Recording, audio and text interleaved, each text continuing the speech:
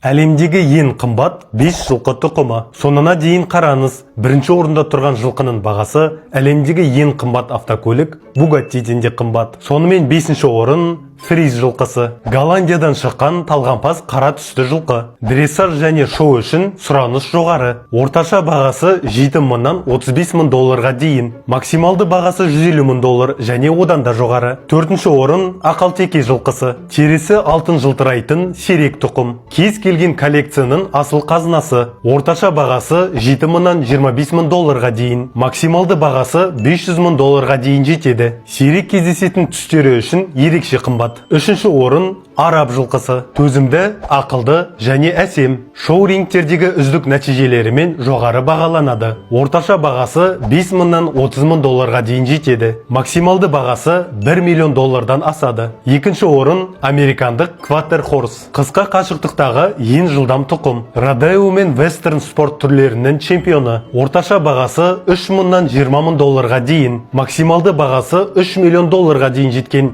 ең мықты жұмыс қабілеті бар. Егер сізге ауыл шаруашылығы контенті ұнайтын болса, Агромен парақшасына тіркелуді ұмытпаңыз. Ал бірінші орында әлемдегі ең қымбат жылқы тұқымы. Бұл таза қанды мініс жылқысы. Олардың әр жеңісі миллиондардың кепілі. Орташа бағасы 10 мыңнан 100 мың долларға дейін. Максималды бағасы 70 миллион долларға жуық. Мысалы, осы тұқымдағы пегауыз жылқысы дәл осындай бағамен сатылған. Егер мәлімет ұнаған болса, келесі видеоларда ең қымбат сатылған жылқылар туралы айтатын боламын.